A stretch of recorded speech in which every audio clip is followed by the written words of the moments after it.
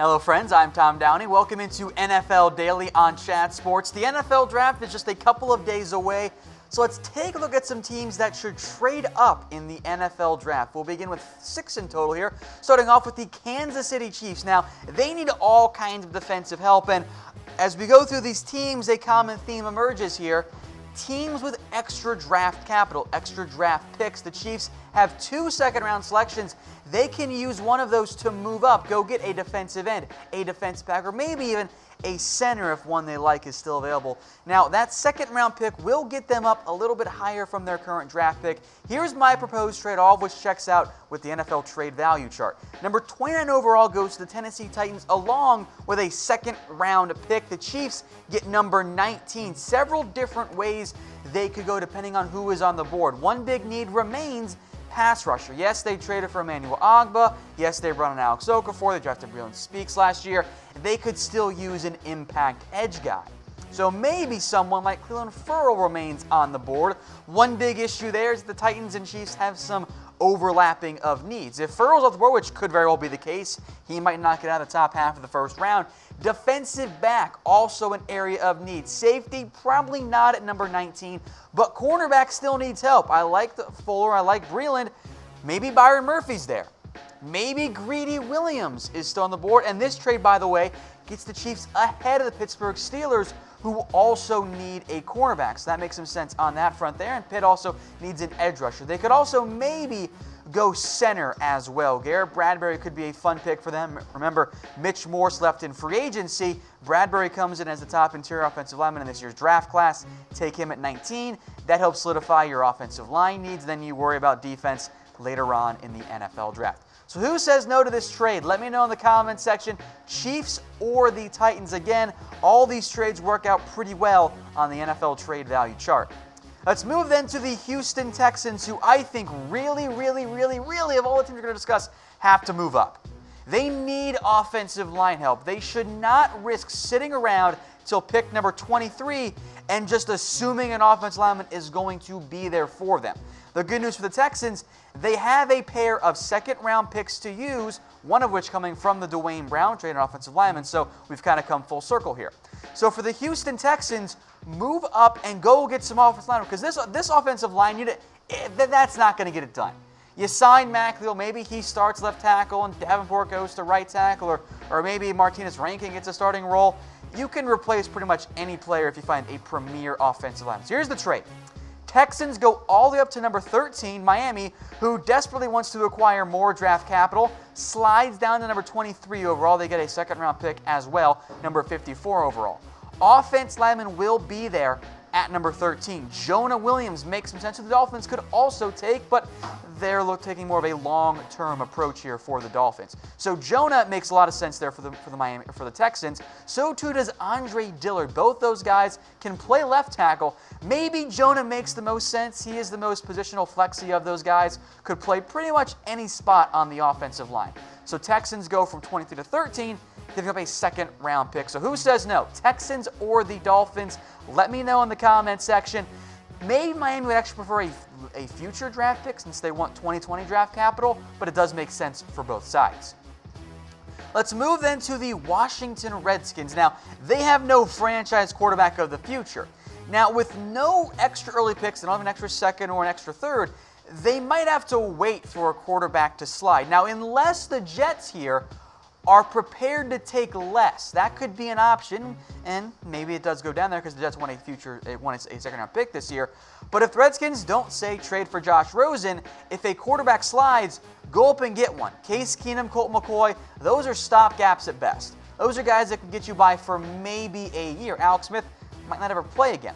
So here's my trade package. The Redskins get number 8 overall, a 4th-round pick, and the Lions get the 15th overall pick and a mid-second round selection. Detroit isn't really screaming needs. They can slide down, still get somebody good, maybe even go tight end there.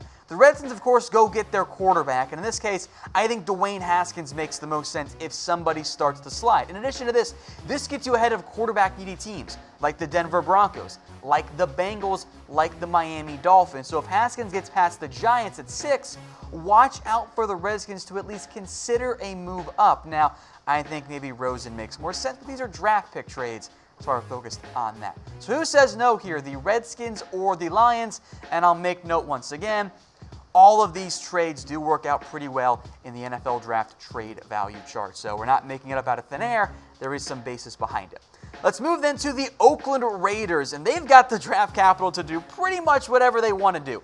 They own 4 of the top 35 selections. Now, there is no round 3 pick, but they can be aggressive about moving up. And right now they have needs at the edge rusher spot and at tight end.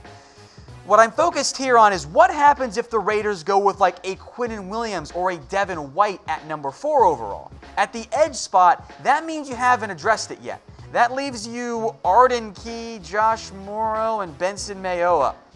That ain't going to get the job done, even if you're high on Arden Key like I think the Oakland Raiders are. And then in terms of even if they do take care of edge at number 4, they still need to find some tight end help. Lee Smith, Derek Carrier, Luke Wilson, Darren Waller, that's not going to get the job done at all, especially with the way the Raiders used their tight end last year. So one of those spots makes a lot of sense in a trade up. Now, a couple of names to watch out here. If TJ Hawkinson gets past the Lions and the Bills, Packers make sense at 12. Maybe the Raiders go up and get him and take care of that tight end need, and they wouldn't, by the way, have to go all that much. And if they go defensive line in terms of the interior, I'd love to see Brian Burns on the Oakland Raiders. Now, they told you he was too small, and then he weighed in at 249 and wowed at the combine. He's big enough to play, even though there are some similarities there with Arden Key. So here's my proposed trade. Raiders give up number 24 overall and number 35 overall, a second-round pick. That gets them even above the number 11 trade value, so they get a late 6th-round pick because the Bengals have a ton of them. They can throw them to help make that deal work. Now, the Bengals historically haven't moved down, but it might make some sense here, especially if they don't love Devin Bush and Devin White is already off the board. So who says no, the Raiders or the Bengals? Let me know in the comment section what you guys think. Today's show is brought to you by BetDSI, the internet's #1 sportsbook. Head over to chatsports.com/bet and use that promo code LIVE120 for a 120% deposit bonus. Oh, by the way, they're going to have all kinds of NFL draft prop bets. Make sure you follow me on Twitter at WhatGoingDowney. We'll make some money together just like we did at the NFL Combine. But it's that promo code LIVE120 at chatsports.com/bet that gets you that deposit bonus. Let's move then to the New England Patriots. Now, they've got an almost unfair amount of picks, especially early. 6 of the first 101 selections. That's supposed to be reserved for teams that are bad, not teams that keep winning Super Bowls. Now, Belichick loves to move up and down. They could very well trade out of the first round, but they could also trade up. They've got notable needs at wide receiver, at tight end, and on the defensive line as well.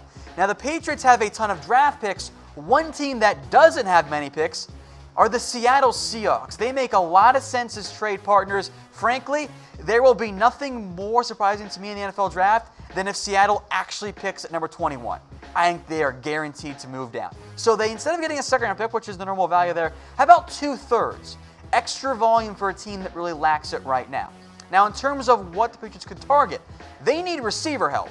They have Edelman, Philip Dorsett, Braxton Berrios, Maurice Harris, Bruce Ellington, and maybe Josh Gordon. That's not a very good core. Now, in recent years, they got by because their tight end featured Rob Gronkowski, and they were in absolutely fantastic position on that front. Now Gronk's gone. Now they got Austin Seferian-Jenkins and a bunch of guys that most people haven't heard of. And ASJ's a stopgap at best. And then on the defensive side of the ball, I like Bennett, I like Lawrence Guy, but they did lose Trey Flowers. There goes your premier passer. Now, Kyle Van Noy will blitz at plenty from the linebacker spot as well, but the Patriots could go a bunch of different directions in round 1. They still get to keep their second-round pick, by the way, there. So maybe Noah Fant slides, and if he starts to slide, it almost makes too much sense. And I don't know if it's fair for New England to get such a dynamic playmaker at tight end, but if Fant's off the board, which I think could very well be the case, what about a receiver? What if they went after DK Metcalf? A little bit different than what Brady's had in recent years, but he kind of becomes Josh Gordon role. That's the role he would play for the Patriots. Maybe they want defense. Christian Wilkins, guy I think is going to go earlier than some expect.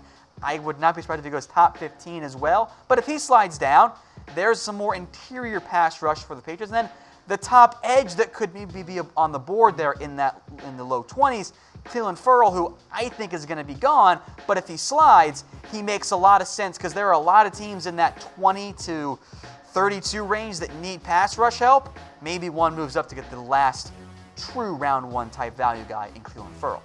So who says no, the Patriots or the Seahawks? Maybe Seattle wants a little bit more, but 2 third-round picks for a team that lacks draft capital this year does make a lot of sense.